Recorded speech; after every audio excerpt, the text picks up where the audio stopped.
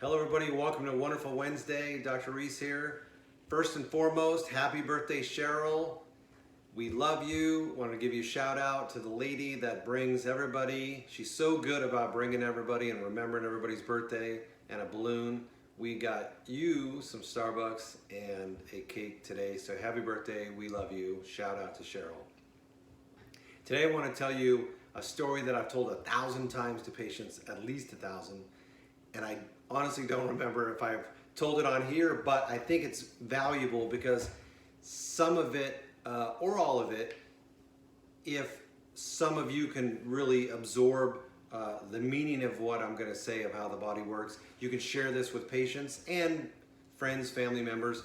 Here's how it works. The body is so smart, it knows what to do all the time. And everything it does for a reason, to try to keep us alive. Even if you're fighting an infection, it raises your temperature to try to kill those buggies. If it is cold, it will try to increase your body temperature by shaking, by getting the shivers, right? It's super smart. So imagine you're a caveman or cave woman, cave person, thousands of years ago, and you're walking out by this real gentle stream and birds are chirping, it's really nice and you're really calm, and then a saber-toothed tiger or a bear or a bobcat, a mountain lion, grizzly bear jumps out and attacks you. Your body does a whole bunch of things. I'm going to go down the list. You go into fight or flight. So in order to, it recognizes there's this stress that could kill you, your blood pressure goes up because it wants to get more blood to your arms and legs. Your heart rate goes up because it wants to pump more oxygen to your body. The blood gets moved away from your core and your guts. It gets moved to your arms and legs so you can run away or you could fight. Digestion gets turned off or gets turned way down because there's no need to digest your food when you're fighting or running. Sexual desire goes down because there's no need to procreate if you are in a fight. The higher level cortical areas of our brain, the blood gets moved away from there, the higher level thinking, and then primarily the blood gets delivered to what we call the reptilian brain for instinct. Cholesterol goes up because the best way, if you get cut by the bear or that saber-toothed tiger, or if you're running away and you scrape your arm on a branch and you start bleeding, the fastest way to make sure you don't bleed out is thickening the blood with cholesterol. So cholesterol goes up. So all these things, increased heart rate, increased blood pressure, decreased digestion, decreased sexual desire or libido, increased cholesterol, all happens for a good reason and is designed to only be like that for a short amount of time until either A, you've run far enough away from the bear where he's no longer an issue, or you've killed the bear and or you die.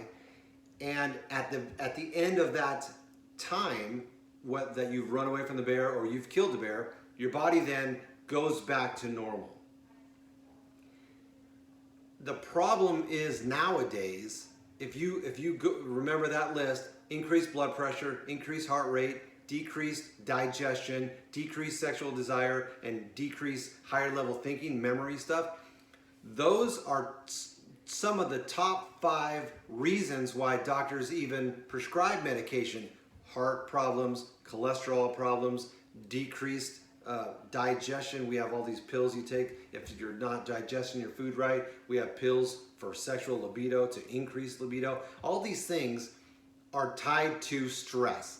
That you running away from the bear should only be long enough until you run away or you kill the bear, and then your body's supposed to normalize. The problem in this day and age in our culture is with all the cell phones, and I say pagers because I've been telling this story for so long. Cell phones, pagers, alarms, phones, all these things that are bombarding our body. Our body believes that we are in a fight or flight, that we're fighting this bear or this saber-toothed tiger.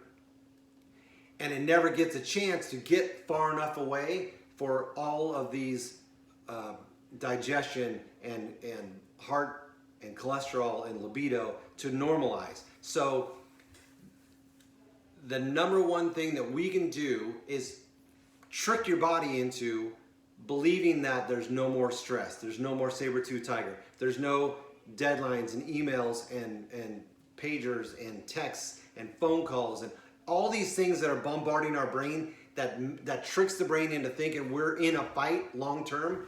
And I used to tell patients, you need to get away from that as periodically every day.